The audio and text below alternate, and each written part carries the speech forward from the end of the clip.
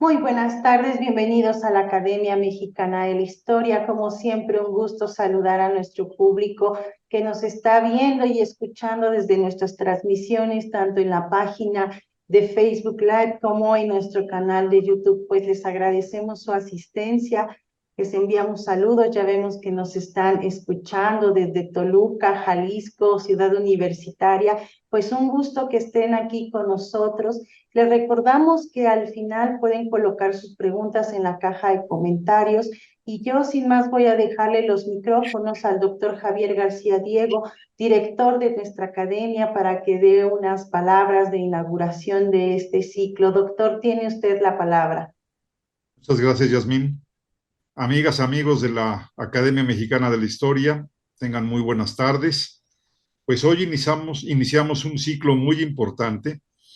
Varios miembros de la Academia Mexicana de la Historia y en general varios y varios miembros del gremio eh, estábamos convencidos de que la efeméride a conmemorar este año, en lugar de Pancho Villa, el revolucionario del pueblo,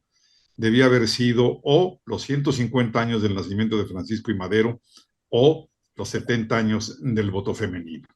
Pero en fin, el gobierno federal, el Congreso, decidió otra cosa, pero la Academia Mexicana de la Historia, claro está que está presta para conmemorar, para reflexionar sobre la importancia mayúscula de los 70 años del voto femenino. Es más, en varias ocasiones me he permitido decir que la transición a la democracia en México no comenzó en el 68, no comenzó en el 88 o en el 97, sino con el voto femenino. Para reflexionar sobre este asunto, de verdad de gran importancia histórica, la Academia Mexicana de la Historia convocó a nuestra colega Gabriela Cano para que coordinara este ciclo. Gabriela Cano es una prestigiadísima doctora en historia, doctoria por la UNAM,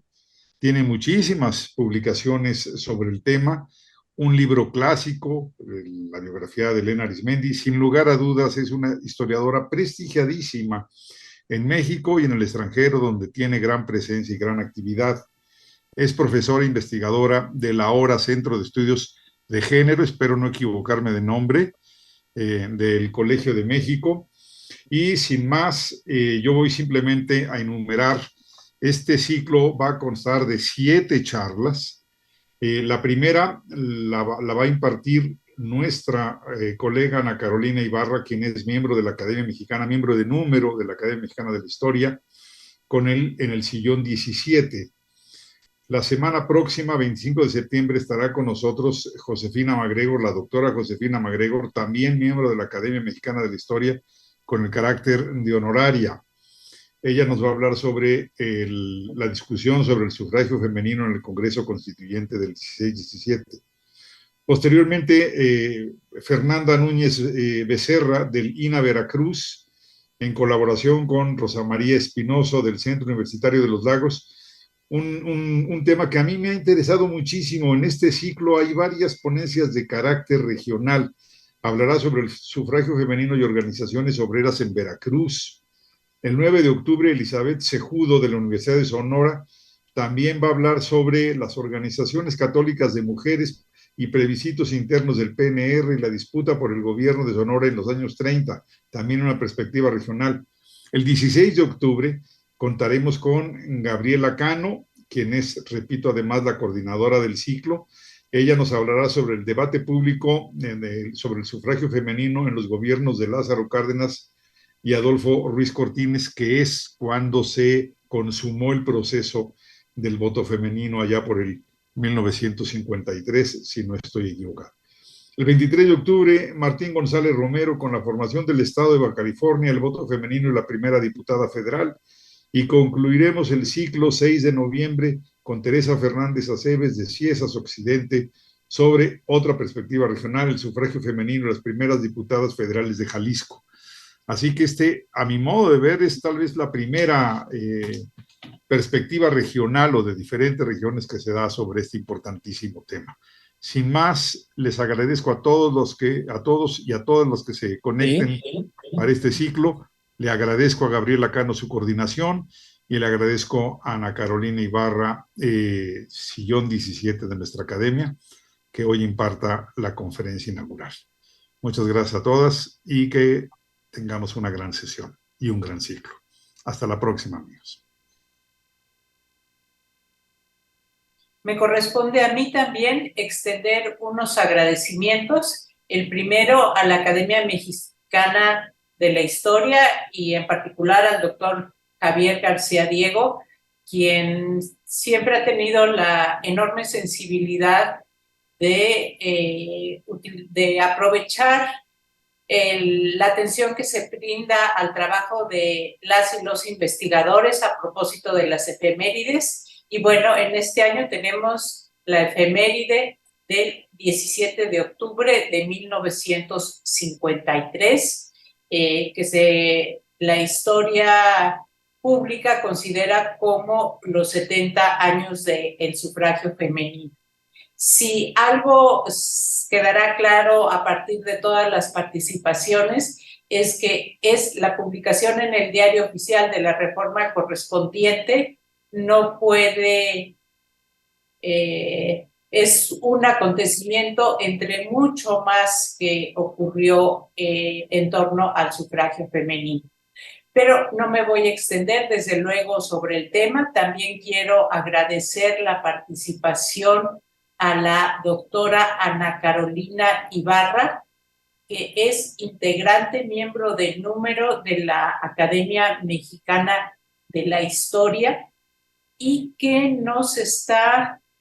presentando una ponencia sobre el siglo XIX. Si algo buscamos es dar nuevas perspectivas sobre el sufragio femenino, no reducirlo a un asunto del siglo XX y no reducirlo a un asunto de inclusión. Ana Carolina va a hablar sobre la exclusión de las mujeres de la ciudadanía. La doctora Ibarra González es profesora de la UNAM e investigadora del Instituto de Investigaciones Históricas. Fue su directora durante 2 periodos, es decir, entre 2013 y 2021. Es especialista en los procesos de independencia de América y América Latina, la política, la religión y las transformaciones sociales que tuvieron lugar entre 1750 y 1850. Ella además es una profesora de la Facultad de Filosofía y Letras, mi alma mater, muy reconocida, muy querida. Y bueno, pues es un enorme gusto tener a la doctora Ana Carolina Ibarra González con su maravillosa sonrisa para iniciar este ciclo de conferencias. Pues Ana Carolina, no te puedo dar la bienvenida porque la Academia Mexicana de la Historia pues es tu casa. Querida Gaby, muchísimas gracias por esa cálida presentación y enormemente agradecida por la presentación y por el privilegio de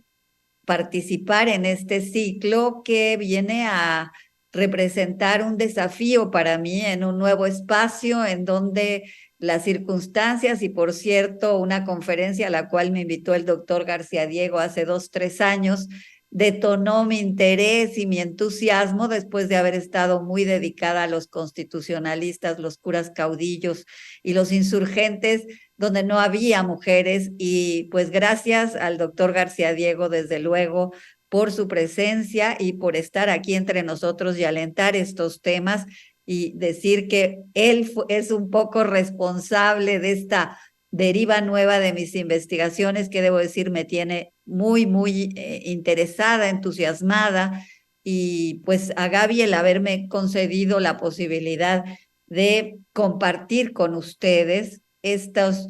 nuevos hallazgos, nuevas miradas para presentarles una conferencia que abarca una gran cantidad de tiempo que sobre todo voy a intentar hacer una aproximación que aspira a explicar algunos de los porqués esta negación a las mujeres de la ciudadanía, cuando yo he sostenido en otras partes claramente su participación en la Revolución de Independencia es numerosa, es significativa, ha sido muy ignorada por la gran narrativa de la historia, pero en cuanto uno se pone a mirar, surgen figuras muy interesantes y no solo aquellas heroínas que desde luego han sido muy celebradas y siguen siendo celebradas por sus grandes méritos, pero que han sido muy celebradas también y casi como únicos nombres. Entonces esta nómina es susceptible de ampliarse, pero además de esta nómina que se amplía y que cae claramente sobre el periodo que a mí me ha tocado estudiar o al cual he dedicado la mayor parte de mis trabajos, está lo que se abre después de este movimiento de independencia para el tema de las mujeres. Entonces, sí, si me permiten, voy a compartir pantalla. No sé qué debo de hacer, si me asesoran por acá o simplemente hablo el PowerPoint, que es extenso, para empezar guiada por este instrumento. Bueno, la exclusión de las mujeres de la ciudadanía en el siglo XIX, y esto me hace pensar en un colega muy apreciado, cuya conferencia escuché hace algunas semanas, y que daba la imagen siguiente: los historiadores estamos entrando a las profundidades de un mar a veces muy oscuro, en el cual lanzamos pequeñas sondas para tratar de retratar algunos pasajes y de allí esperamos integrarlos de conjunto para ofrecer una explicación convincente desde nuestra posición actual y desde nuestras inquietudes actuales, que responda a muchos de estos pues secretos que a veces se vuelven menos inexplicables cuando uno aterriza directamente en la época y ve y sobre todo se hace muy consciente de no mirar estas grandes preguntas con excesivo anacronismo, sí con el interés que nos da la actualidad, pero desde luego tratando de encontrar las pautas de la época. Y aquí yo intitulé también Igualdad, Exclusión y Representación, Ciudadanía Política y Ciudadanía Civil, para dar algunos hints de por dónde van a ir las preocupaciones. Insistiendo además, bueno, arranco de entrada con esta gran pregunta del pensador mexicano, que es una pregunta hecha justamente en el año de 1821, en el momento en que se consuma la independencia, y en donde vean ustedes que no cometemos ningún anacronismo si pensamos que por qué no a las mujeres se les ofreció el voto o se consiguió el voto femenino en esa época, si el propio Fernández de Lizardi se lo preguntó. Supuesto que ya somos independientes, debemos preguntarnos si los privilegios exclusivos son compatibles con los gobiernos liberales, si debemos premiar de la misma manera a los poco instruidos, puesto que fueron valientes en las campañas. Y entonces él, al preguntarse en estas 50 preguntas del pensador, a quien quiera responderlo, se pregunta: ¿se establecerán pronto las cortes? Y cuando éstas se establezcan, ¿podrán asistir las mujeres? ¿Hay un motivo justo para que no se las incluya? Si son ciudadanas como lo son, pues no están peor que los originarios de África declarados ciudadanos, hay que recordar en el plan de Iguala mismo, como cualquier hijo de vecino. Si son ciudadanas, digo, ¿hay alguna razón fundada en el derecho de gentes para excluirlas de la representación nacional? Esta es una pregunta muy genuina y muy interesante, que está hecha además pensando en una representación nacional, aunque bien sabemos que la nación estaba en ciernes, que era un proyecto, que había enormes limitaciones, pero lo cierto es que lo formula de esta manera y con ello abre el espacio a nuestra reflexión actual y lamentablemente abre y cierra una discusión que tuvo muy poco eco en su momento, incluso a partir de los propios escritos del mismo, que ya no vuelven a recogerla y que concluirán llevando a la mujer a su destino supremo, que es estar en el hogar como ángel que vigila que todo camine bien y etcétera, toda esta visión liberal de la cual les asigna un rol muy fundamental a las mujeres, pero que las excluye del terreno público, por decirlo de alguna manera. Esta pregunta yo la considero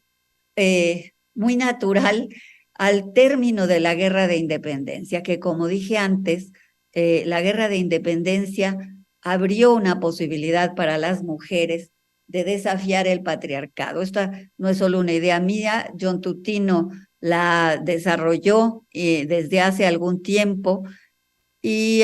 parte también de la conciencia de que las mujeres, en general, cuando hay grandes conflictos, abandonan los roles tradicionales para abrazar actividades que naturalmente no llevaban a cabo. Con esto me refiero a hacerse cargo a veces de tareas de sus maridos que estaban en el campo de batalla, a hacerse cargo, por supuesto, del propio manejo y administración de la casa, mantener todas las tareas, porque literalmente todas, porque desde luego no abandonaban sus labores en el hogar, domésticas y familiares, pero sí vinieron a reemplazar a los maridos, a los hijos o a los padres en distintas tareas,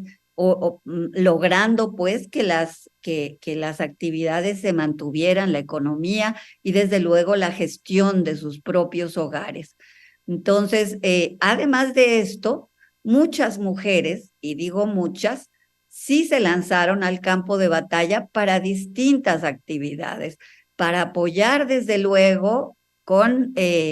las necesidades básicas de sobrevivencia de quienes estaban en campaña,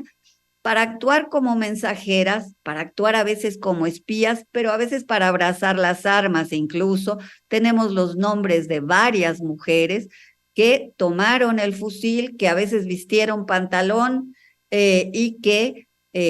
salieron también con una pasión grande a tomarse el riesgo de aprender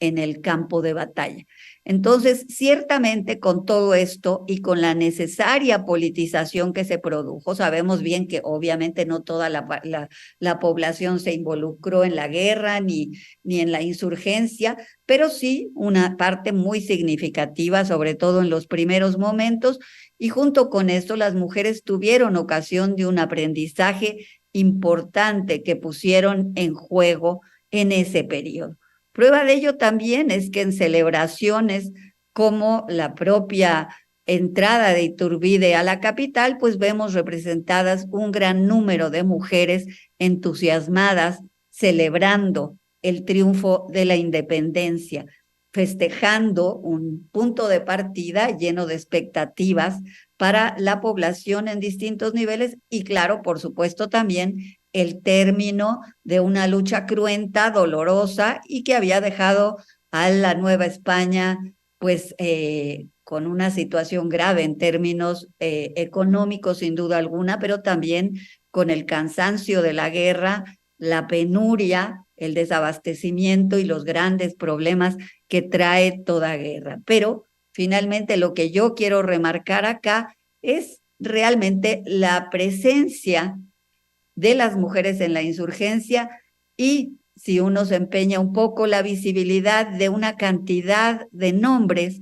algunos permanecerán desconocidos, pero el propio pensador nos ofrece una lista de 150 mujeres que por lo menos entraron al campo de batalla y esto haciendo caso omiso de las muy conocidas Josefa Ortiz de Domínguez, Leona Vicario, etcétera, etcétera, para descubrirnos otros nuevos nombres de los cuales él celebra a veces la valentía y la determinación de aquellas. Esta inquietud de las mujeres, por supuesto, no era nueva ni exclusiva, sino que tenemos en los procesos revolucionarios de otras partes del mundo mujeres que dieron pie a grandes preguntas sobre la historia. Menciono la más conocida, que es Olympe de Gouges, que es francesa, y la mujer que hizo la Declaración de los Derechos de la Mujer y la Ciudadana. Recordarán ustedes que en agosto de 1789, a unas cuantas semanas de que se había producido la toma de la Bastilla, se darán a la tarea, quienes están en la asamblea, de emitir una declaración muy fundamental sobre todo por el carácter universal, que fue la Declaración de los Derechos del Hombre y el Ciudadano, en donde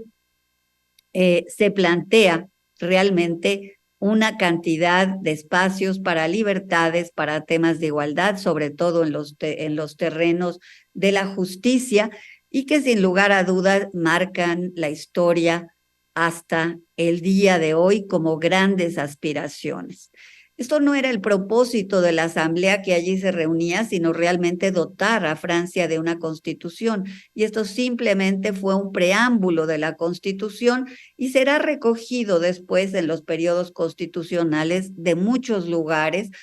a veces en la forma de garantías individuales, a veces en una forma preambular y a veces incluso de formas poco significativas o con otras prioridades. Pero estos puntos de partida darán lugar incluso a la búsqueda de los derechos humanos de la época reciente, de la segunda mitad del siglo XX. Pero vuelvo un poco con Olympia de Gouges para dar un par de pincelazos sobre ella, que bien vale la pena mencionar. Ella era sobre todo una cortesana, una mujer, una intelectual que había hecho obras de teatro y sobre todo una activista importante, pero que tiene una frase que a mí me gusta mucho, esta frase de la mujer tiene derecho de subir al patíbulo, entonces debería de tener derecho de subir a la tribuna. Esto lo dice ya en el año de 91, en donde pues ya es visible que la posición de la mujer había quedado plenamente relegada en los marcos de las reuniones políticas y los grandes avances de la Revolución Francesa.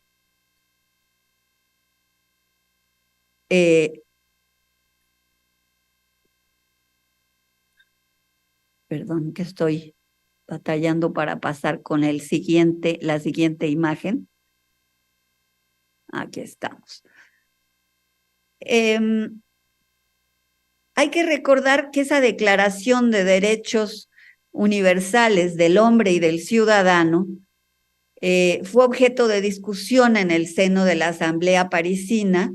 y vamos a encontrar diversas posturas. Desde luego estaba claro que surgió la pregunta de si bajo esos derechos quedaban comprendidas las mujeres o quedaban comprendidas las poblaciones de color de algunos lugares de dominio francés, o quedaban comprendidos otras figuras que no fuesen la élite que allí se estaba pronunciando, quiénes serían finalmente los ciudadanos. Y esto pues fue objeto de debate, y aquí recupero una de las voces más fascinantes, que es la de Condorcet, que defenderá desde luego la posición de la mujer, y en donde él claramente en este trabajo que se llama sobre la admisión de las mujeres al derecho de ciudadanía, que uno puede encontrar en línea, muy accesible, traducido y demás, y que yo creo que demuestra cómo no era nada descabellado pensar que las mujeres pudieran ocupar un lugar, tal y como lo vimos en las palabras del pensador, porque muchas veces vamos a encontrar que dicen, no, bueno, era impensable eso en la época. No, había mentes lúcidas que estaban peleando por ello y buscando en ello. De nuevo, también él mismo escribe estas reflexiones sobre la esclavitud de los negros, y ahí veremos también cómo él había escrito desde antes acerca de la injusticia de la esclavitud, sobre todo en esta isla que era la perla de la corona francesa, productora del azúcar sobre la base de la fuerza de trabajo esclava, y que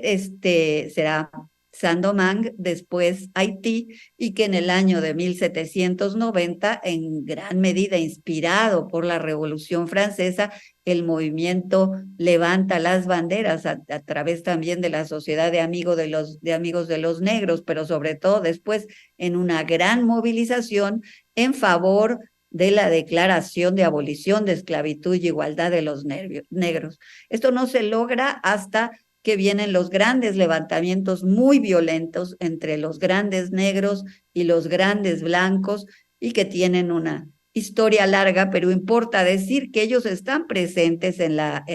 asamblea y que habrá discusiones importantes y figuras, incluso mujeres, que por lo menos están haciendo presencia en la asamblea parisina, lo cual revela el interés de muchas mujeres por las cuestiones de la ciudadanía en general. Y luego no quiero dejar de mencionar en este panorama general la figura de Mary Wollstonecraft, que pues es un estilo de persona, es más bien una intelectual, una escritora que debate con Burke, o sea, es una mujer que alcanza una gran talla como intelectual británica, pero con una presencia en Francia y una gran cercanía con los espacios franceses, y que será una empeñosa centra toda su discusión en la educación de las mujeres, que yo creo que es como el gran tema. Bueno, se ha trabajado mucho, por supuesto, pero es el gran camino que en el siglo XIX habría que superar para lograr esa proyección de las mujeres que se logra hacia fines del siglo con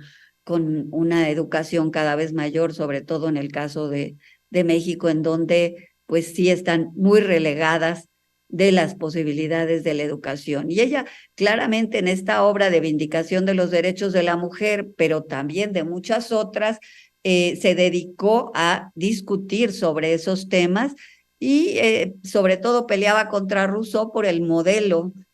típico que es el gran estereotipo que pone Rousseau en el Emilio, ¿no? Entonces no le perdona a Rousseau, porque tal vez otros educadores que hablaran de la educación femenina de una manera conservadora, pues bueno, pero para ella era inadmisible en el caso de Rousseau, y por eso le dedica páginas muy duras en esta obra, que también puede consultarse en línea. Afortunadamente son de las grandes ventajas que tenemos todo este material muy, muy al alcance. Solo para recordar, Wollstonecraft es la mamá de Mary Shelley, la autora de Frankenstein, y pues también una figura notable, la de Wollstonecraft, que lamentablemente muere muy joven de fiebre puerperal, y no tendremos ocasión de saber mucho más de ella, pero queda ahí como uno de los grandes referentes. Dada la inquietud de Wollstonecraft, no quiero dejar de mencionar cómo todo esto no permanecía ignorado incluso para los primeros legisladores que cimentaban sus expectativas, y hay una mención al decreto de enseñanza pública del Estado Libre de Jalisco, tan tempranera como 1826, y que nos vuelve a evocar, digamos, tampoco es que el Atlántico estuviera separado ni siquiera de lo que estaba aconteciendo en otros lugares. Realmente la referencia a ciertas figuras significativas dentro del panorama europeo eran muy claras para algunos, y entonces allí dice justamente el decreto que vendrá un día dichoso en que este sexo amable podrá reproducir el espectáculo de muchas Madame de Staël, ¿no? Y ahí vamos a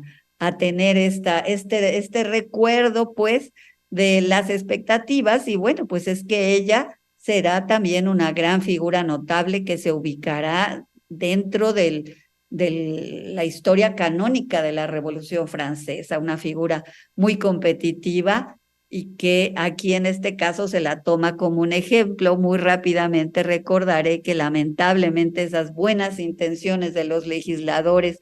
jaliscienses, pues no siempre, no tan tempranamente fueron escuchados, puesto que vemos todavía que apenas ya en tiempos de Vasconcelos estamos viendo una premiación apenas para niñas con educación primaria, como si fuera un acontecimiento. Pues sí, lo debe haber sido seguramente, pero un siglo después, un poco del enunciado que estábamos viendo hace un momento. Entonces, sí, este tema de la educación pues es grande. Vuelvo un poco y perdónenme los saltos, pero es que es un poco grande y complejo lo que tengo que abarcar. Vuelvo bueno, las bases constitucionales nuestras para hacer un repaso de qué tan inclusivas o incluyentes eran. Y en este caso, bueno, la famosa Constitución de Cádiz del 18 de marzo de 1812, en donde para algunos autores, y esto desde luego es un asunto polémico, la Constitución pues concedió la posibilidad de igualdad para América. Por eso yo lo pongo en interrogantes, la prometida igualdad, porque empieza diciendo la nación española es la reunión de los españoles de ambos hemisferios. Y esto le daba la posibilidad de equipararse a los americanos en relación con los europeos. Esta constitución es muy importante para nosotros porque va a regir a lo largo, primero muy brevemente, porque como ustedes recordarán, al volver el absolutismo en 1814 se suprime la constitución, pero su vigencia será recuperada en 1820 y después con la nación independiente estará muy presente para ser retomada en los momentos en que haya vacío. Más adelante hablaré un poquito más de ella, pero sí me gustaría marcar también, y esto por estas ideas de que cuando estamos hablando de las minorías, muy entre comillas, o de los grupos que quedan al margen justamente o excluidos de los procesos de representación, estaremos hablando desde luego de las mujeres, de los indígenas, de las castas, etcétera. Y entonces no puedo dejar de recordar que la ciudadanización del indígena en las Cortes de Cádiz fue defendida por dos grandes figuras, uno el quiteño José María Lequerica y otro José Miguel Guridilla Alcocer, tlaxcalteca, representante por Tlaxcala en ese foro, y por lo tanto, esto fue una moción exitosa, puesto que se logró reconocer a futuro la ciudadanía del indígena. Se abrió una puerta muy grande para la representación de estas poblaciones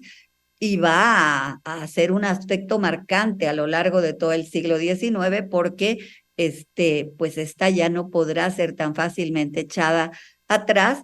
y desde luego también va a condicionar al propio Plan de Iguala, en donde la inclusión viene a los originarios de América y a las castas. Ellos intentaron también que las castas fueran reconocidas, pero al no ser poblaciones originarias de América, sino de África, van a quedar relegadas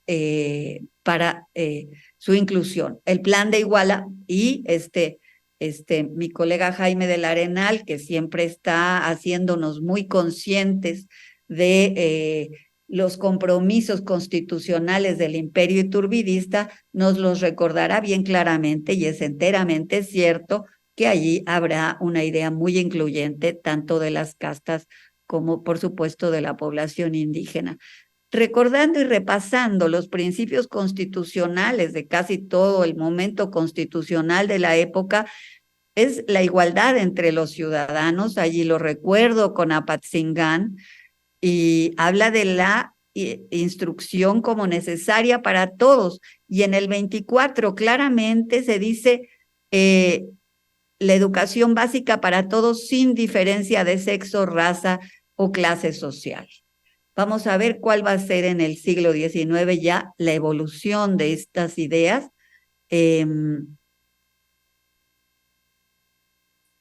Y a comentar un poco que todos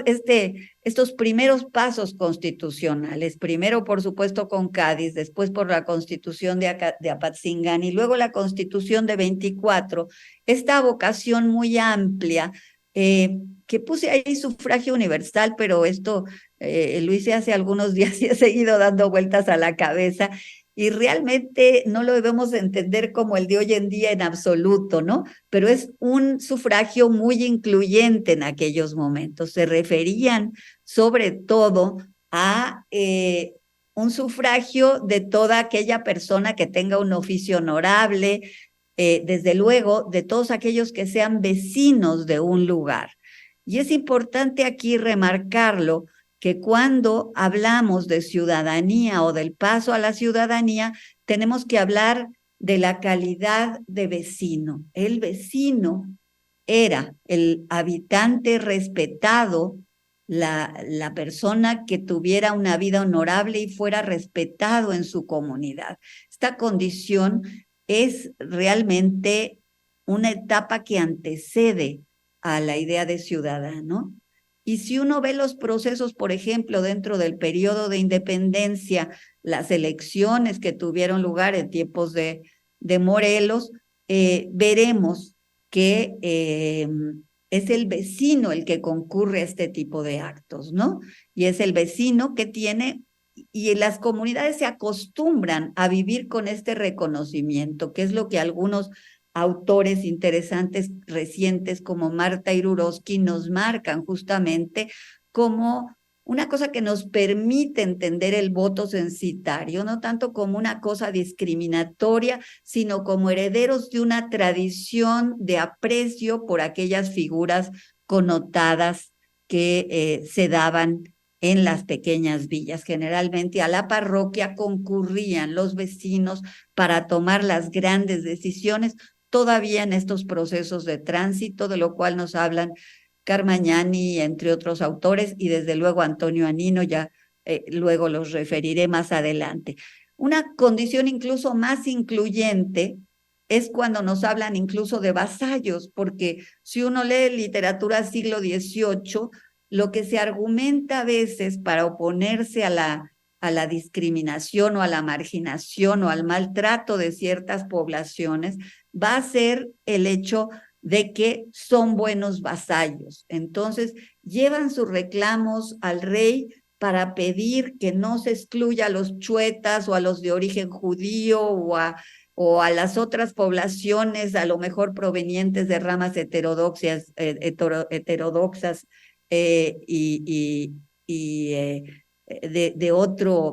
de otro origen, pidiendo justamente que han sido buenos vasallos. Esta categoría es bastante incluyente y desde luego va a desaparecer completamente de nuestro lenguaje, por supuesto. Yo ya no lo oigo que nadie se lo fuera a decir a Iturbide por la brevedad del tiempo y también por la naturaleza de la propia figura de Iturbide, pero sí lo vamos a ver siempre hablando de esta inclusión de los buenos vasallos. Era una buena condición como punto de partida para aspectos de ciudadanía, pero privilegiadamente el asunto del buen vecino, ¿no? Pero fíjense ustedes de nuevo cómo aquí tenemos que en estos primeros momentos hay una conciencia del interés de las mujeres por estos asuntos. Tan lo hay que allí tenemos como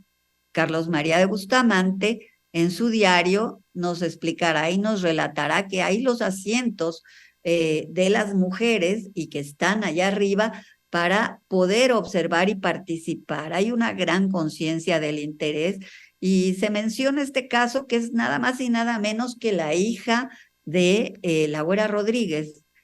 Josefa Villar Villamil, que también muere muy temprano, creo que en Nueva York, una historia triste y dura, pero una mujer sumamente comprometida con la política de la época. No hay que olvidar que muchas de estas mujeres encumbradas fueron esposas y activas, no nada más en su rol de esposas, en las conspiraciones como la de la Ciudad de México de 1811 y ni qué decir, por supuesto, en la de San Miguel y todo esto. Entonces sí hubo mujeres que claramente tuvieron interés y así lo mostraron, aunque igual que en el caso de la Revolución Francesa, las actas constitucionales de estos años no dan cuenta, desde luego, ni de sus voces ni de su presencia, sino apenas de los reclamos por pensiones o peticiones que se hacen al Congreso. Y aquí entro claramente pues a marcar que estas sociedades no son sociedades igualitarias, son sociedades claramente marcadas por la exclusión en la época, enteramente acostumbradas a que la exclusión sea una especie de contracara. Hay varios autores que sostienen, como el autor catalán Josep Fradera, que insisten mucho en esto, o Pierro Sambalón también, para insistir en que esta idea de igualdad pues no se vive con esta igualdad al 100% o no se impone de la manera en que nosotros lo imaginaríamos hoy en día o incluso en algunos otros momentos más adelante. En ese momento, la contracara de la igualdad es la exclusión, y esto se va a hacer mucho más marcado en el momento en que las tensiones sociales y la gran movilización social y el desorden político, sobre todo a fines de la presidencia de Victoria, pues realmente agrava con esta participación indiscriminada de la gente y la búsqueda de participación política. Y esto no es un asunto exclusivamente mexicano, sino que en todos lados realmente los años 30 y en adelante, y más adelante incluso del 70, y yo marqué 70, pero realmente cada vez más la participación se va restringiendo, un poco por el desorden que acarreaba,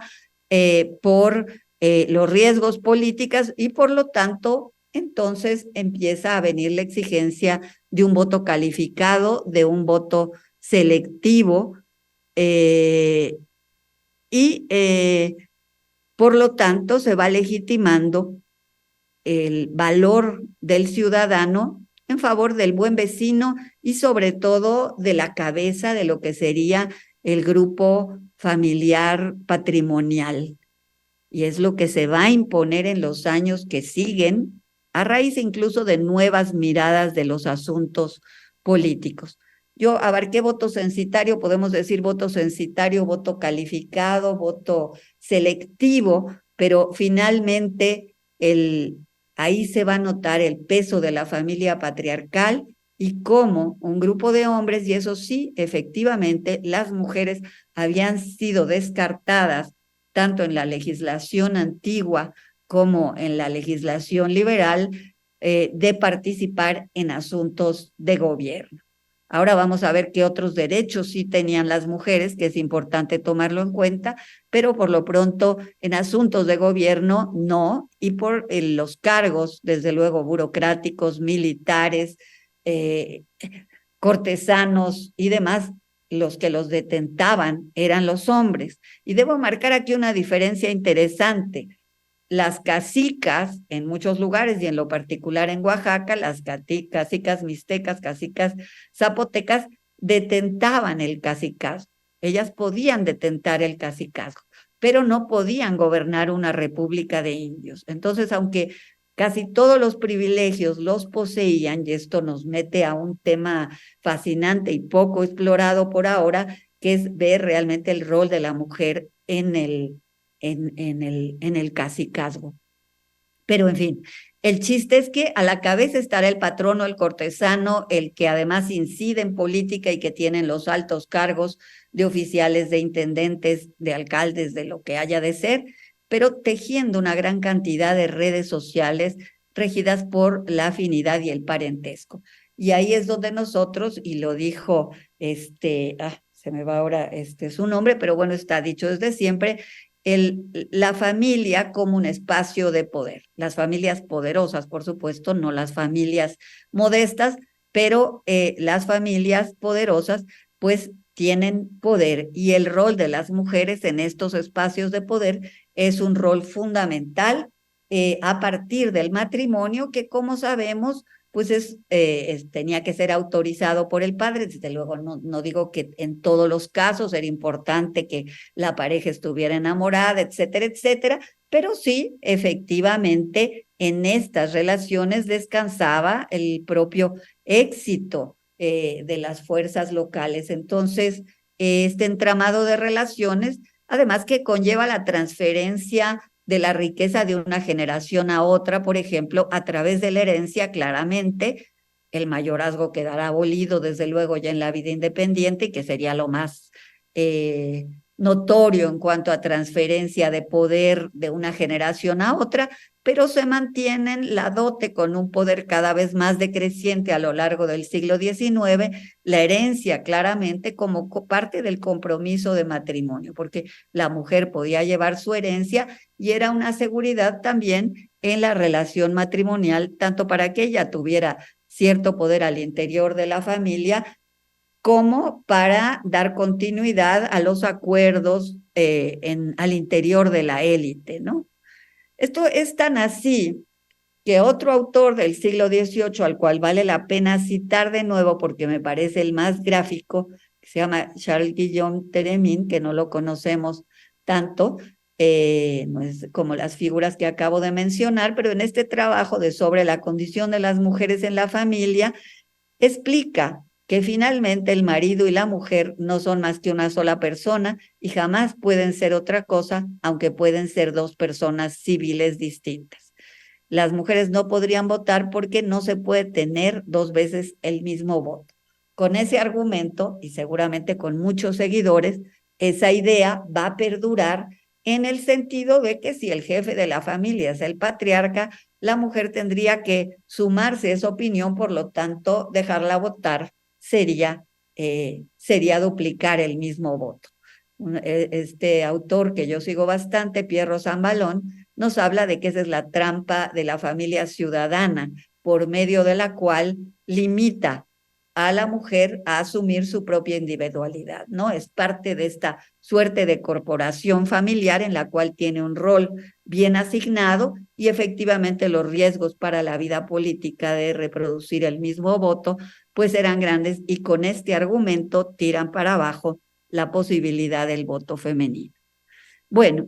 yo creo que para entender la situación de la mujer, sobre todo la mujer de la élite, ahora vamos a ver qué pasa con las mujeres que no son de la élite, pues es fundamental tener claro los aportes de los trabajos de los autores que han trabajado sobre élites y familia, que nos muestran justamente el carácter endogámico de estas familias y los intereses que hay a su interior. En este caso, ahí está una portada de Larisa Lomnitz, pero Doris Ladd con su trabajo sobre la nobleza mexicana, John Quixa sobre los empresarios de la Ciudad de México, Zacarías Mutuquias mostrándonos estas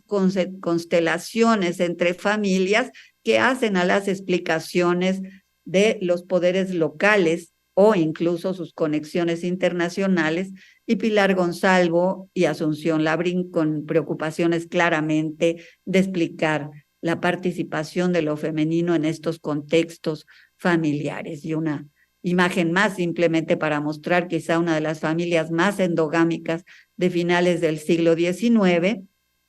que muestran justamente estos intereses y el rol que le ocupa a la mujer en el seno de la familia, ¿no? También debo añadir aquí, reconocer los trabajos de muchas colegas, y de nuevo soy muy selectiva, pero menciono solo algunas. Cada vez aparecen más mujeres propietarias y empresarias, digamos, no era solo exclusivamente que se ocuparan de hacer el nudo de las relaciones con sus matrimonios, sino realmente que hay cada vez más, y bueno, muchos autoras y autores, como es el caso, por ejemplo, de Alma Parra, dicen, yo estaba estudiando la minería en Guanajuato, pero me aparecieron tantas mujeres, me apareció una mujer que es absolutamente clave para la minería de Guanajuato en el siglo XIX, que es Francisca Pérez Gálvez. Ella tiene trabajo sobre esta mujer que fue crucial para su familia. Luego, por otro lado, también ahora Isabel Povea se ha esforzado por hacer un gran trabajo sobre mujeres mineras. Bueno, ella trabaja minería de entrada, trabajó Huancabelic y Cantes y detectó la presencia de mujeres en esas minas peruanas, pero ahora se ha dedicado a estudiarlas en el ámbito mexicano. Luego, interesantemente, los estudios de Rosa Torras nos muestran cómo mujeres con un altísimo porcentaje en las compañías deslindadoras de baldíos en la zona campechana jugaron un gran rol. Menciono solo alguna de Ciudad del Carmen, Ana Nieves Repeto, pero realmente ella ha encontrado 80 y tantas mujeres participando en esto. Ahora vemos los intríngulis que hay detrás. Me interesa también marcar que algunos otros autores han encontrado, como es el caso de Huemaca Escalona, a cacicas participando en la economía y siendo muy eficaces en el campo de los negocios en los principios del siglo XIX. Y también aquí está único caso de mujer maya metida en negocios que detecta Rosa Torres. Pero repito, son unos ejemplos así nada más un poco regaditos y al azar, pero seguramente hay muchos y habrá más con mayores porcentajes. Esto nos mete a qué derechos tenían las mujeres, esas mujeres que están participando en negocio, cuáles son viudas, cuáles están casadas y hasta qué punto tenían derecho de realizar determinadas tareas, ¿no? Es importante remarcar, porque además no en todos los países, pero aquí sí, las mujeres tienen, y también en la Nueva España, por supuesto, y en México, tienen derecho a la propiedad. Las mujeres son propietarias, tienen bienes propios, pueden participar en consejos de administración y por lo tanto, estas que enumeré hace un poco, pueden tener poder económico. Las mujeres también podían heredar y ser herederas, y hay que decir que heredaban a partes iguales junto con sus hermanos, eso desde el derecho de Castilla, y les toca el porcentaje que deba ser. Luego, en la legislación minera nunca hubo un distingo para que participaran, y por eso es que encontramos mujeres mineras claramente, pero en muchas legislaciones no se marca, es como indistinta la redacción y eso da un resquicio para que participen. Después pueden participar en establecimientos mercantiles, tener, pero no crear una sociedad mercantil. Y bueno, quiero recordar aquí que las mujeres casadas tenían que contar con el permiso del marido para administrar sus propios bienes, fueran incluso sus propias dotes y las arras. El marido no podía usar las dotes, esta era una garantía que el Estado le ofrecía a las mujeres, pero sí, si se decidía, él las administraba y esto pues traía muchos riesgos de un manejo erróneo, porque además en estas mujeres algunas historiadoras han detectado de manera interesante que ellas eran las más capaces y había maridos que dejaban en sus manos enteramente el asunto. Y había, en cambio, otros que que podían descarriar el patrimonio, ¿no? Entonces, bueno, sí tenían que tener el permiso y esto va a generar una serie de problemas y ahora voy a hablar un poquito de la aspiración a contar con este derecho de manejar y administrar sus propios bienes de las mujeres en el curso del siglo XIX. Quiero aclarar que la gran mayoría de las mujeres que están en los negocios y al frente de muchas actividades son las viudas, y las viudas sí recuperaban plenamente su capacidad. Incluso una autora como Cecilia Rabel nos dice que ella le late que no se querían volver a casar porque efectivamente perdían muchísimo, ¿no? Incluso algunas entablando relaciones de pareja a riesgo de que fueran mal vistas, pero sí el contraer matrimonio les iba a limitar mucho. Las viudas podían hacer ejercicio pleno de sus propios bienes y manejarse en los negocios con toda la libertad del caso. Bueno, recordar aquí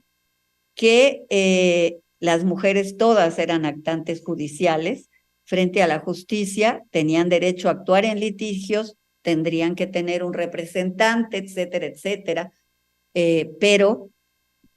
tenían ese derecho tanto en la justicia civil como en la justicia penal desde tiempos inmemoriales y también como testigos. Esto es interesante porque ahí sí, sin intermediarios, las vemos actuar largamente como testigo. Y esta autora, Christine Hunefeld, que a mí me parece que despierta muchas cosas, hace una historia revisionista desde hace ya bastantes años,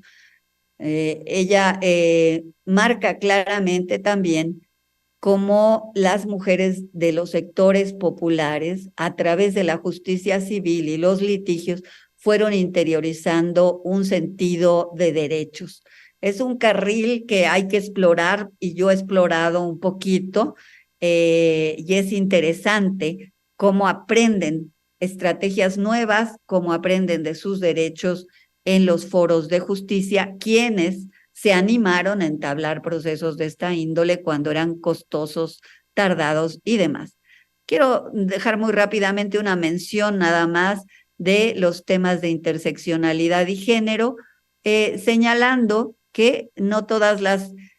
pues hablar de mujeres es hablar de mujeres, ya hablé de mujeres con poder, hablé de mujeres con capacidad de hacer negocios, pero esto no es el común de las mujeres, ¿no? Entonces, realmente la necesidad de tomar en cuenta los enfoques tanto de género como de interseccionalidad para adscribir a las mujeres en la dinámica social correspondiente debe estar siempre presente en estos estudios. Pero bueno, hay algunos de los rubros en los que se enfrascan las mujeres frente a la justicia por propiedad y posesión, por demandas de divorcio, por permisos de matrimonio, por jefatura de familia. Vemos actuar a las mujeres que no tienen el privilegio y la posesión y la propiedad y las condiciones de las mujeres que mencioné más arriba, que son las mujeres de la élite. Cómo ver a las mujeres a las mujeres comunes, pues en gran medida en los ámbitos de la justicia, propongo yo, como un frente posible, y estos son las tareas que más naturalmente las llevan a un litigio. Incluso estamos hablando de mujeres que no saben leer y escribir. Yo he trabajado en los archivos de Oaxaca y no sé, la gran mayoría de las mujeres, sobre todo las que están en el ambiente rural, pues no saben leer y escribir y firma alguien más por ellas. Entonces, bueno, este tema del reclamo de la autonomía empieza a aparecer en muchos de los juicios, en lo particular en los juicios de divorcio. Es bastante rico apreciar que las mujeres tienen ya una necesidad de buscar su autonomía económica. Y esto aquí yo solo retomé un par de alegatos de dos mujeres, de los muchísimos que uno puede encontrar en las listas de mujeres que concurren a pedir un divorcio. En primer lugar, sobre eso querría decir que es interesante que se presenta, por lo menos en la primera mitad del siglo, bueno, la primera mitad de la vida independiente, uno se encontrará que concurren mujeres de orígenes muy modestos realmente, pero que sacan argumentos sorprendentes como diciendo yo no quiero ser una esclava, él no me ha entendido que quiero ser su compañera. Por supuesto, este razonamiento no es que sea el más común, lo más frecuente son las demandas por adulterio y lo más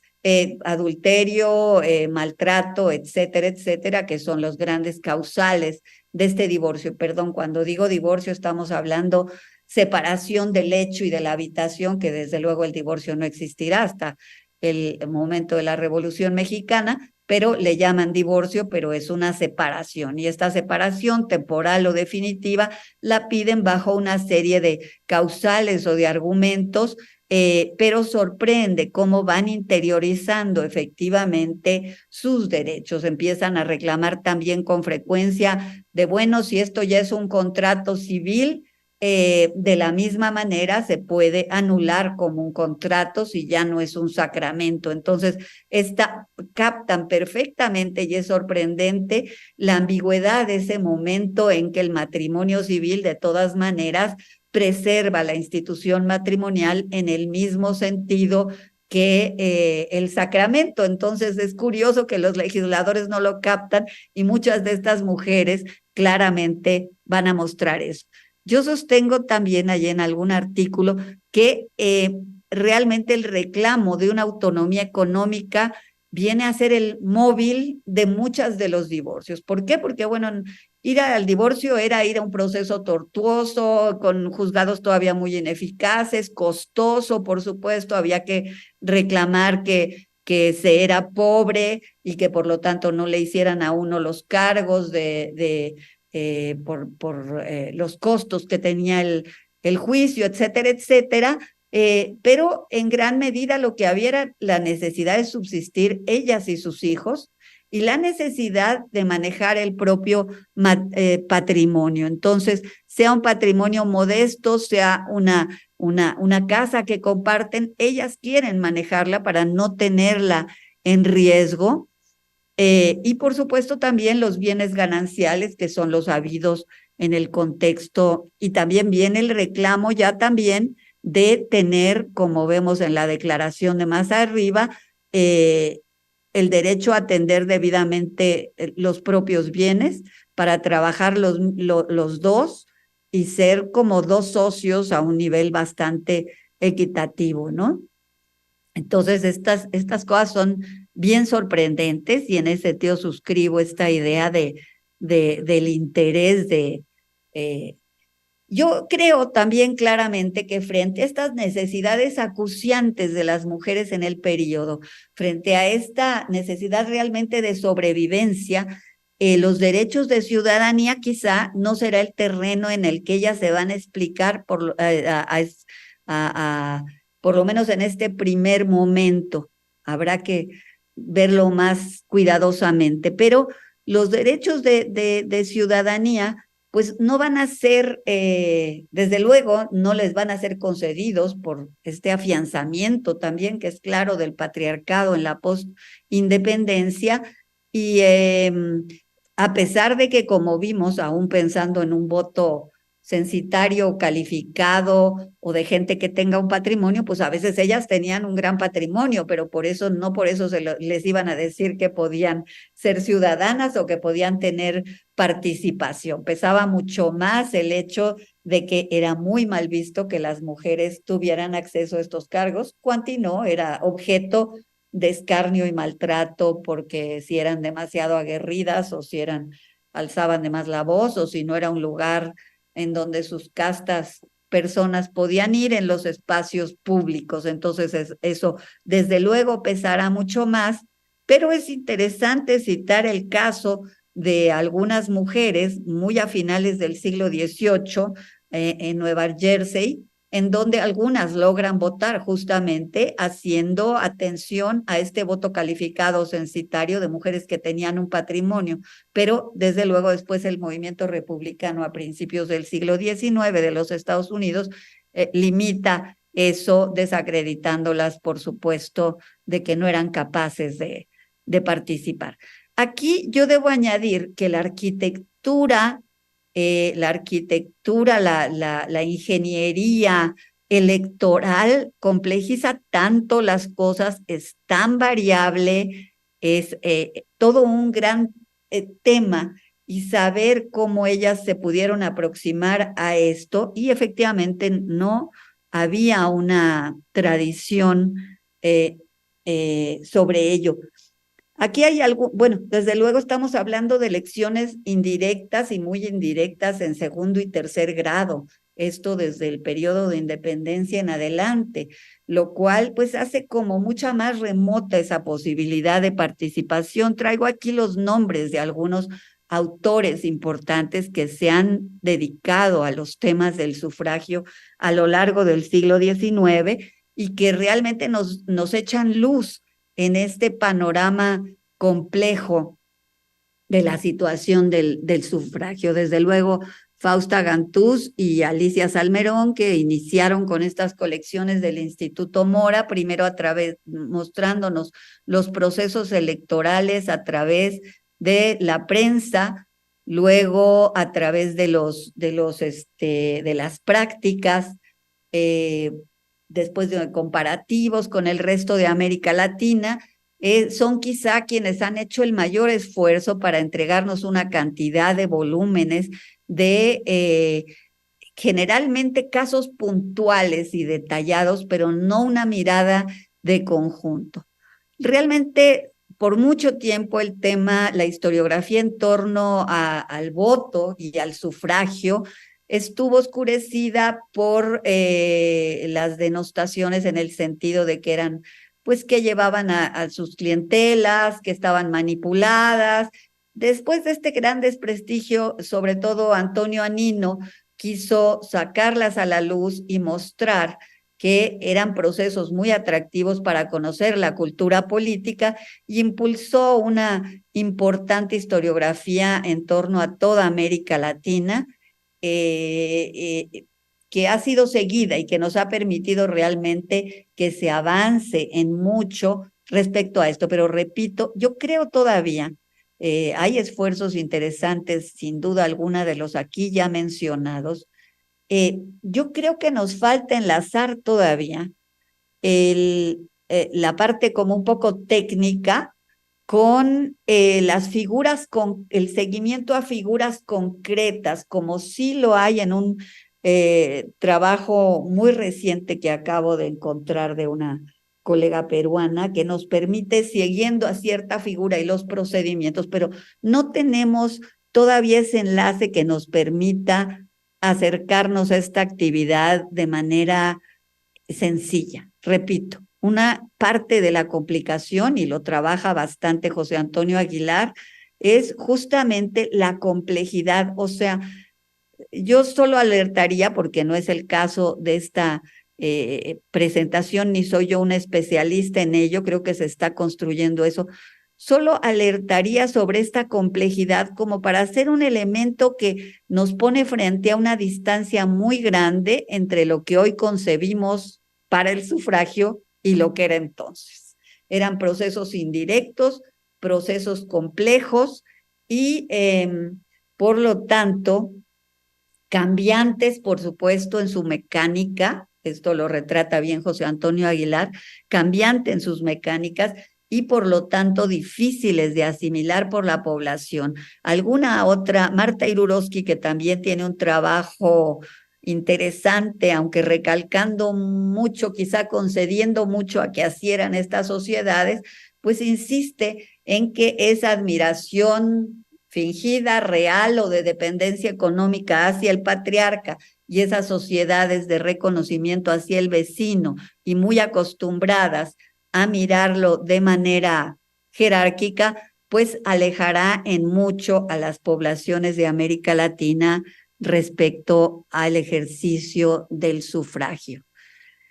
Por último, bueno, sí, el cambio de siglo es realmente,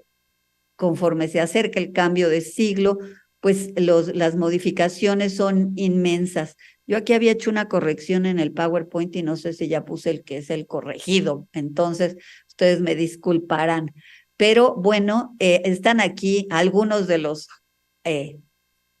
momentos un poco claves del fin de siglo, la fundación de esta prensa por Laureana Wright, esta mujer que, como sabemos, es una de las grandes promotoras del escrito por parte de las mujeres, y el acceso de las mujeres en México a los espacios de la opinión pública. Luego la presencia de dos representantes a la Organización de la Social en 1876, la creación en 1904 de la Sociedad Protectora de la Mujer, que, como dice alguien, es un poco una ironía, sí que en una organización de vanguardia insiste en el carácter de ser protegidas las mujeres. Luego las admiradoras de Juárez, ¿verdad? Que ya serán muy activas y entre las cuales tendremos pues figuras muy notables, a la propia, nuestra, figuras muy, muy notables, ahorita las vemos incluso en imagen. Los grupos que se acercaron a través de los magonistas, como Juana Gutiérrez de Mendoza, con promoción, y los nombres que ya serán muy importantes, de Hermila Galindo y Elvia Carrillo Puerto. Hermila Galindo misma estaría dentro de las admiradoras de Juárez, si no me equivoco, y vemos ya por fin que las mujeres empiezan a ingresar a la escuela normal, no solo también a otras escuelas, pero mayoritariamente a la normal, pero ya tendremos la gente que se gradúa de medicina, la gente que se gradúa de las ciencias jurídicas, que también serán un terreno en donde se empiezan los primeros pasos con bastantes dificultades y con bastantes complicaciones, pero ciertamente por fin sí hay un acceso y muchas se seguirán formando de maneras paralelas, aún no cursando los estudios, como pudo haber sido el ingreso de Eulalia Guzmán a las actividades de arqueología y demás, donde pues estudia primero en la normal y después pasa a la Facultad de Filosofía, donde obtiene una maestría en filosofía, pero paralelamente su gran trayectoria es entrenándose ella sola en el camino de la arqueología, en donde tendrá puestos muy notables. Creo que aquí la tenemos a Eulalia Guzmán, que pues como ustedes saben es al final de a mediados más adelante del siglo XX se va a embarcar en un debate que es el de los famosos huesos de Cuauhtémoc, pero y eso hace desmerecer un poco una trayectoria de activista fundamental y de mujer que se había colocado en posiciones muy notables por el propio esfuerzo, ¿no? Incluso por las cualidades del trabajo de la arqueología que no son sencillas, pero siendo enviada en muchas representaciones internacionales, becada, etcétera, etcétera, son figuras de esta generación de fines de siglo, del cruce de siglos. Tengo aquí una imagen de Lauriana Wright, pero yo ya tengo un poco de duda porque busqué y no encuentro que esa ficha sea del todo leal a la realidad, entonces, pero bueno, es importante Lauriana Wright, que ha sido muy biografiada por Lourdes Alvarado. Y bueno, en el cruce de siglos, pues solamente quisiera mencionar algunos de los nombres que realmente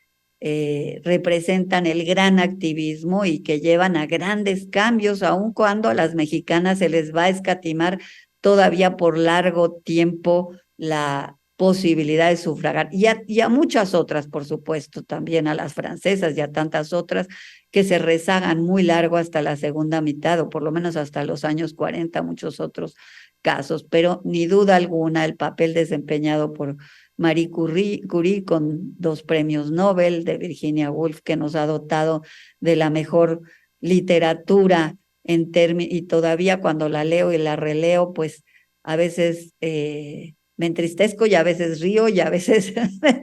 será siempre una lectura a la que uno vuelve. La última vez realmente me hizo reír. Clara Zetkin, que llegó pues al Reichstag,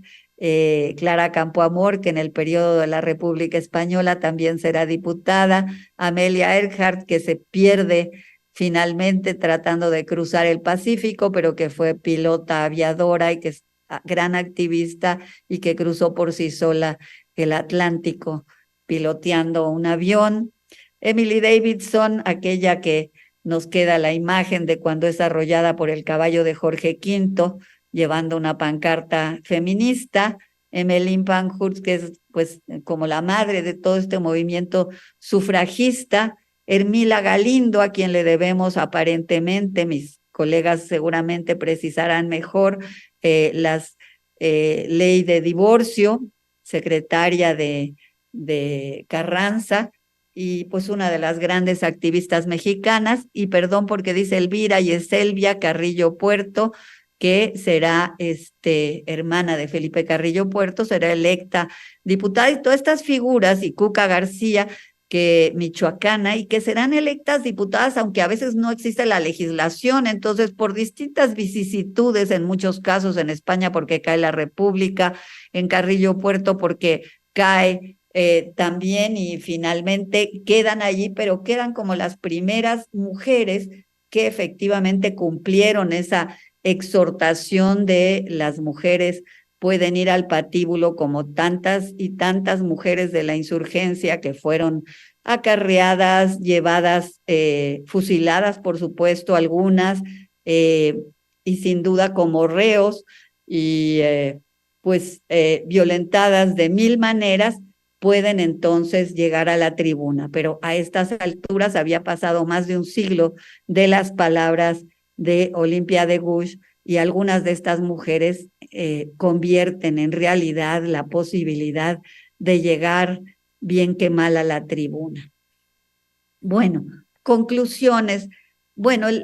lo único que diría yo para cerrar esta exposición es insistir que ese largo siglo XIX habrá que irlo pulsando poco a poco desde el heroísmo de las participantes de la independencia hasta el heroísmo también, porque ahora que yo veía y releía cosas de nuevo, realmente si uno quisiera construir héroes y heroínas, estas mujeres, muchas de ellas, algunas de las que he mencionado, dan material para una narrativa femenina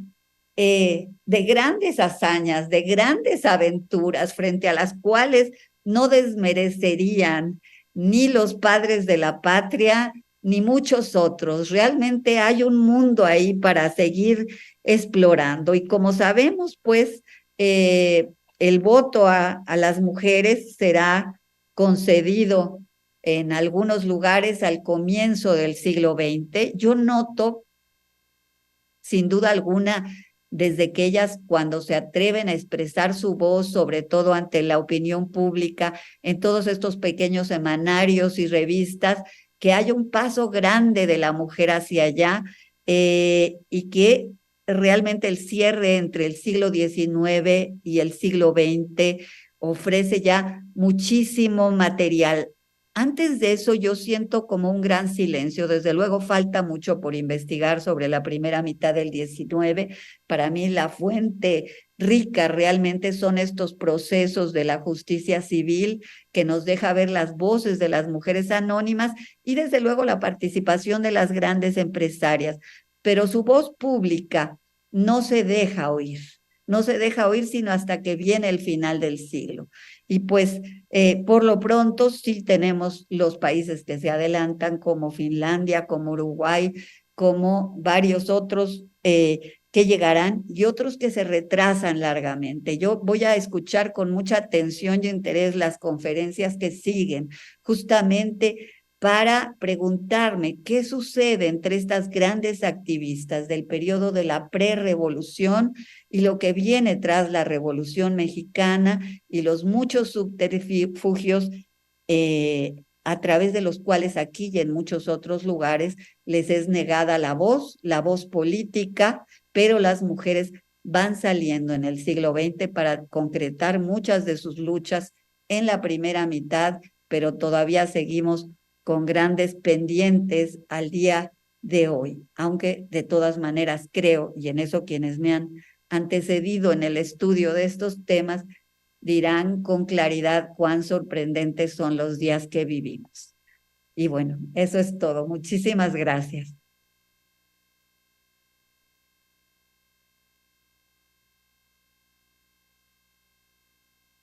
Bueno, creo que es posible hacer preguntas.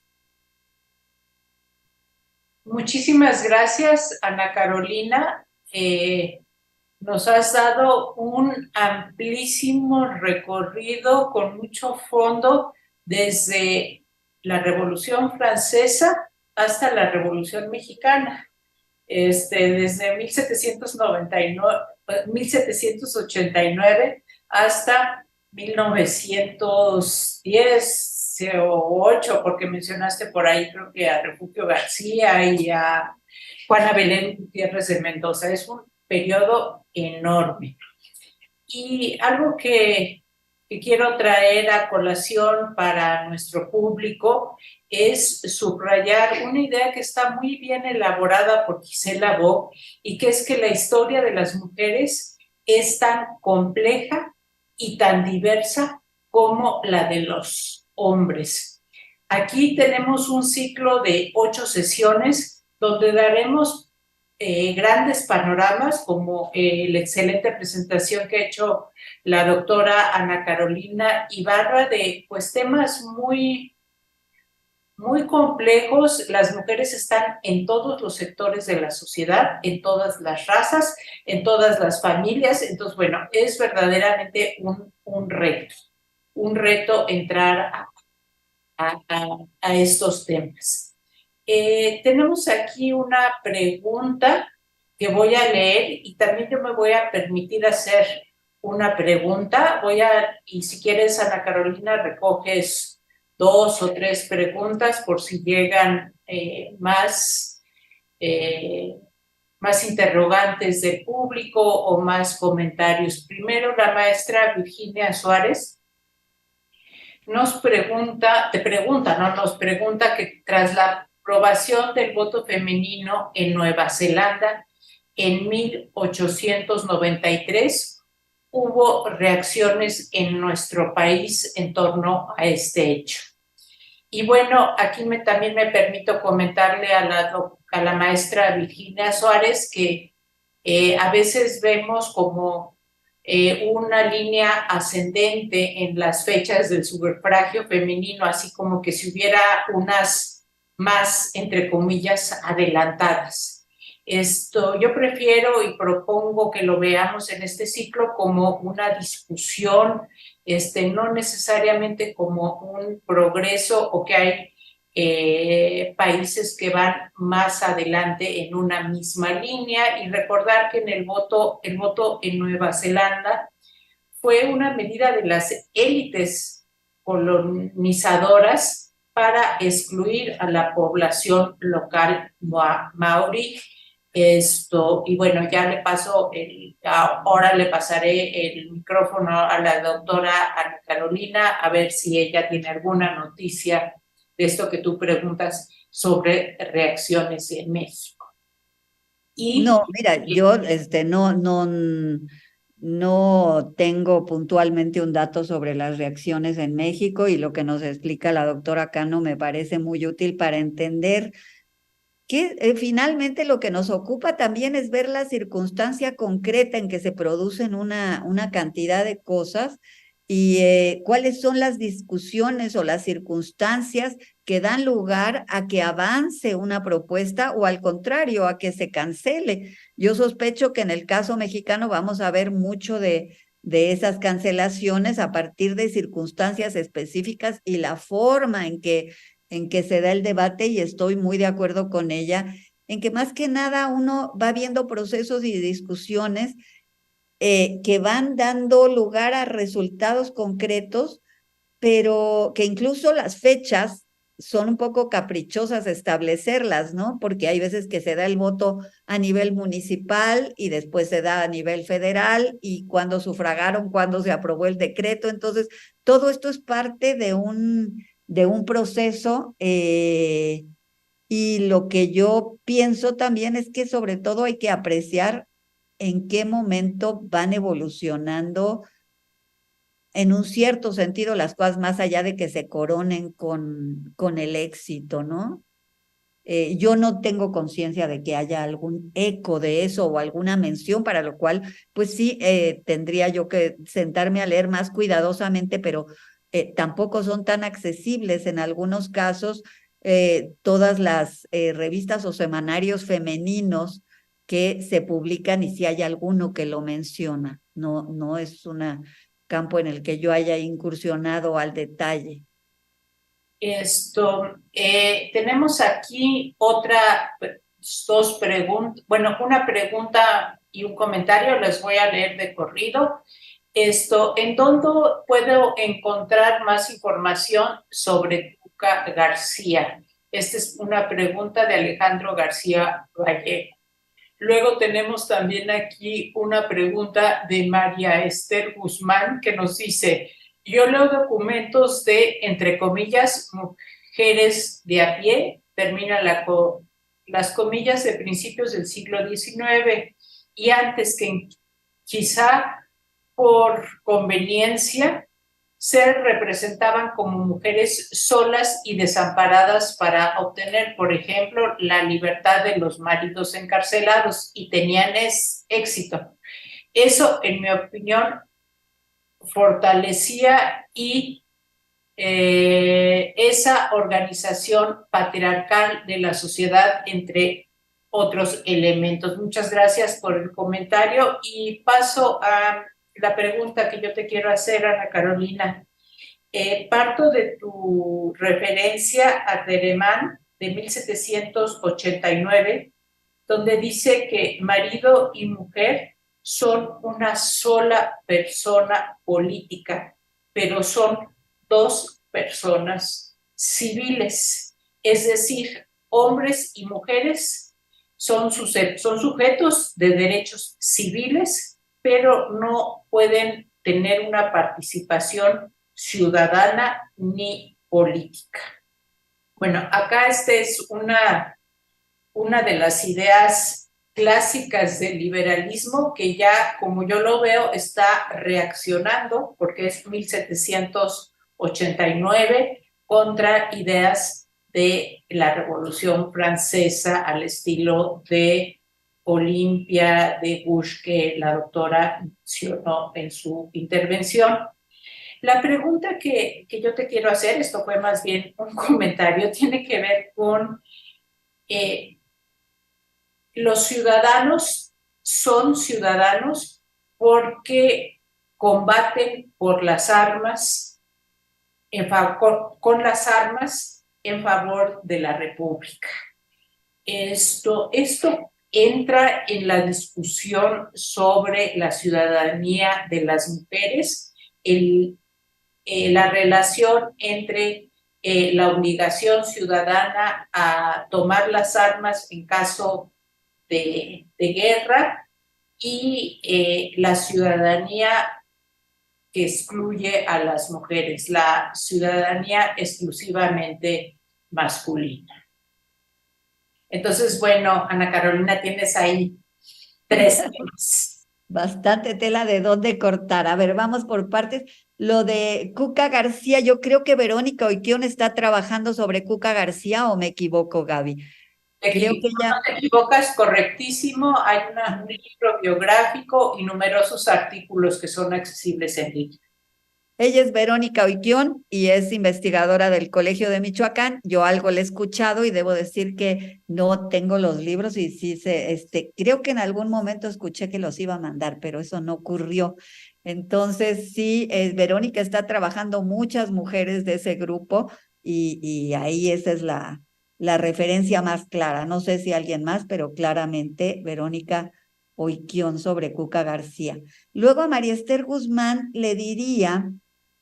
hay mucho que pensarle, por supuesto, a los testimonios que uno recoge y todos los tiene que mirar con suspicacia, ciertamente. Las mujeres de a pie,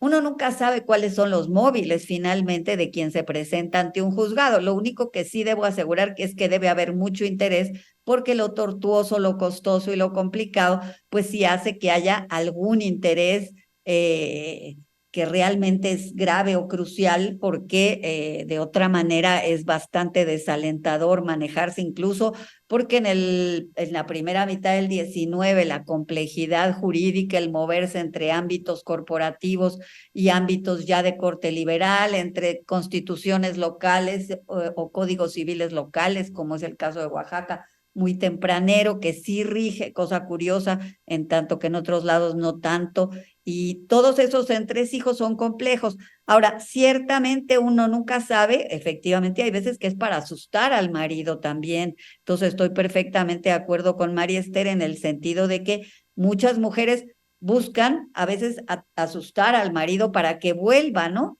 Ahí sí uno tiene que ir mediando de acuerdo y como además los procesos en muchos casos están inconclusos, lógicamente uno ni siquiera sabe cuál fue el veredicto final, si era para pegarle un susto, a lo mejor ya ni siguieron adelante, ¿no? Pero lo cierto es que en medio de esa cantidad de información, uno sí puede distinguir cómo se van abriendo pasos ciertos argumentos y es lo que son empleados en algunos procesos que son más consecuentes. Por otro lado, en esa primera mitad también del siglo, aparte de que tenemos a las mujeres de a pie peleando a veces para volver a restablecer una relación de orden patriarcal, en la parte de prensa también tenemos muchos hombres que escriben, que es el caso de Lizardi con su Anita la Tamalera y otros escritos, donde él lo que está es,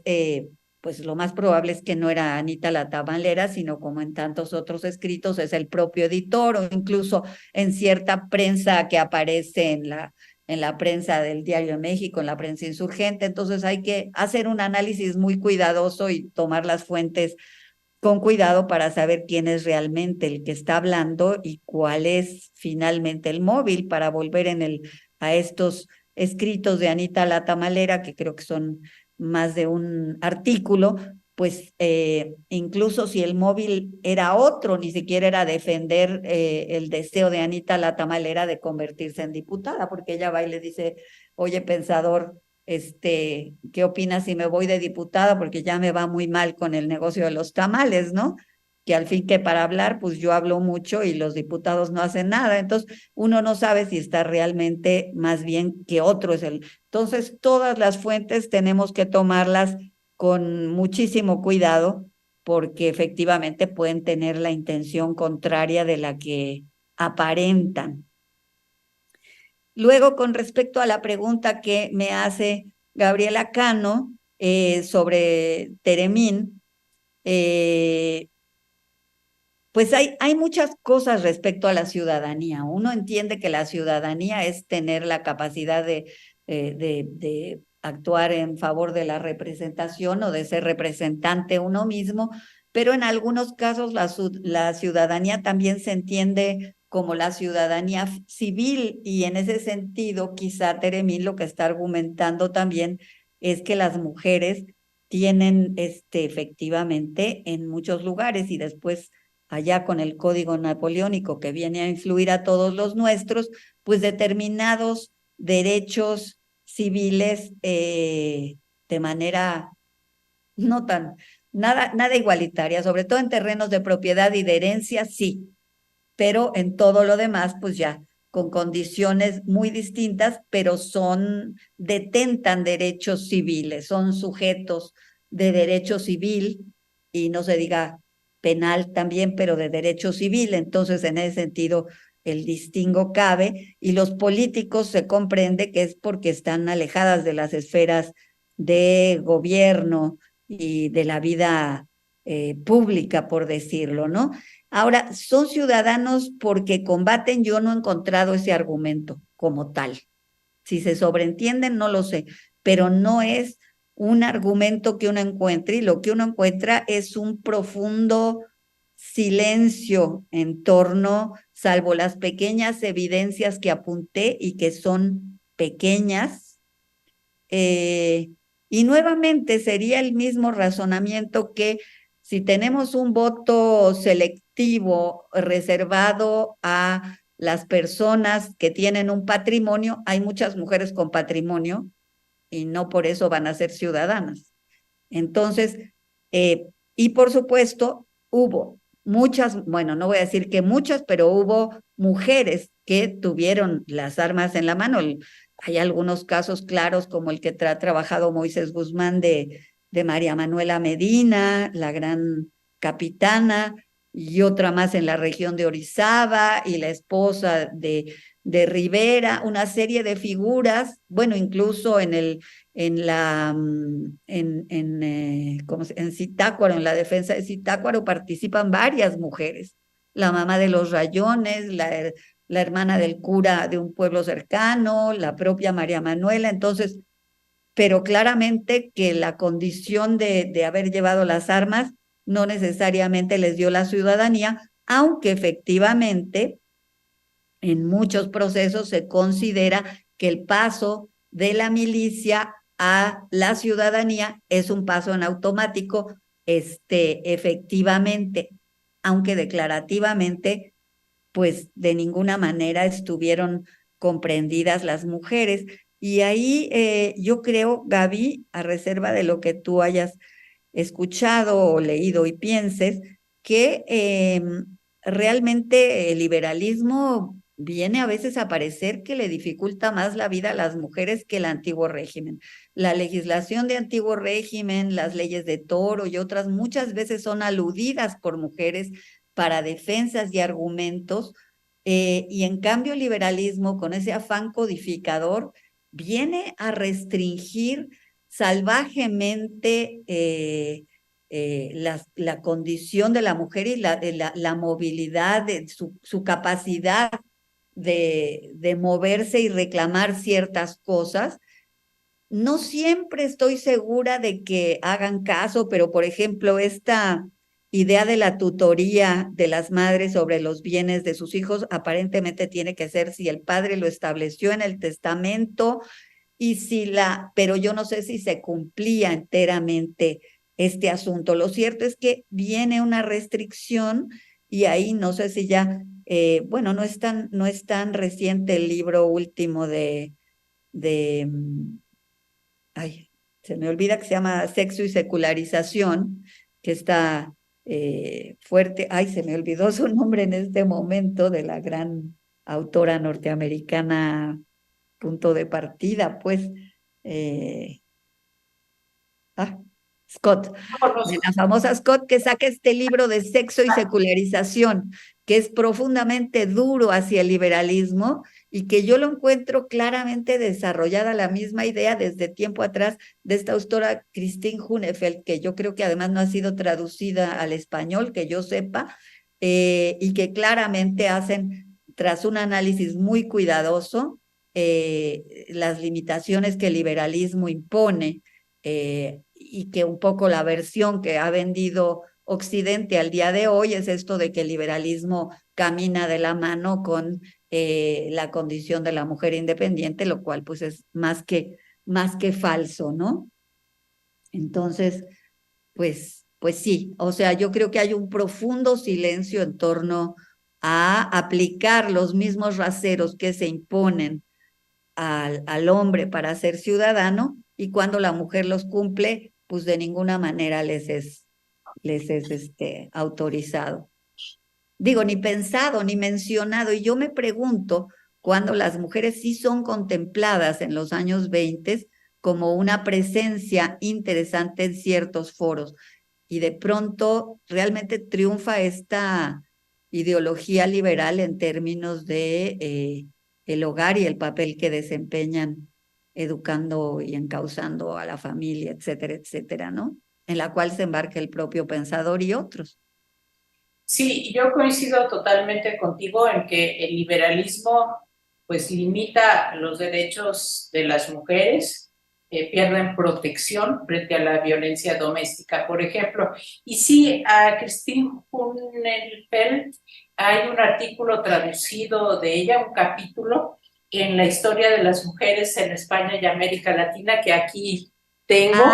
que la directora es Isabel Morant. Sí. Y bueno, aquí hay un pequeño capítulo. El libro no es muy accesible, es difícil de conseguir en América Latina, pero está en bibliotecas. Sí, también aquí tenemos una pregunta de María Esther Guzmán, que me dice, entonces, ¿desde cuándo fue jurídicamente ciudadana la mujer?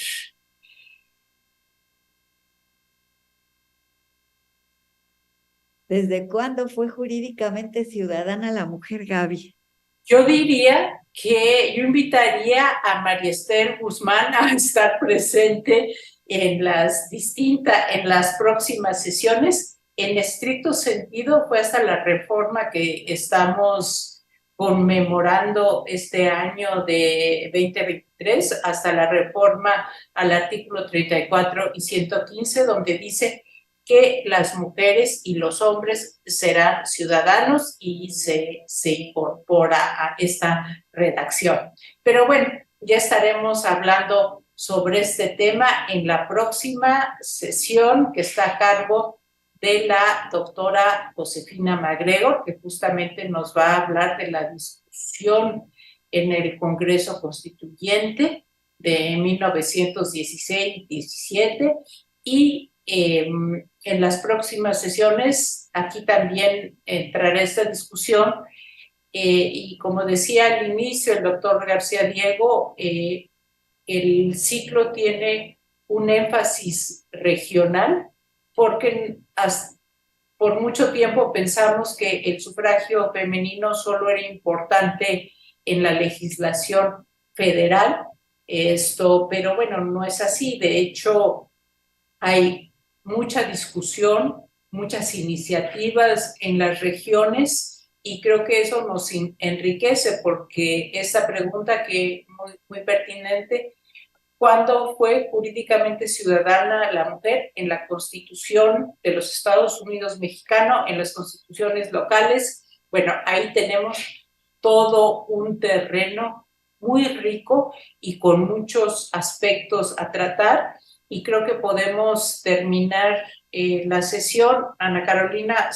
si tú tienes unas palabras finales con esta idea de que la historia de las mujeres es tan compleja como la historia de los hombres. La historia del sufragio femenino puede ser, todavía no está escrita, tan compleja como la historia del mal llamado sufragio universal, que en realidad estuvo restringido a las personas con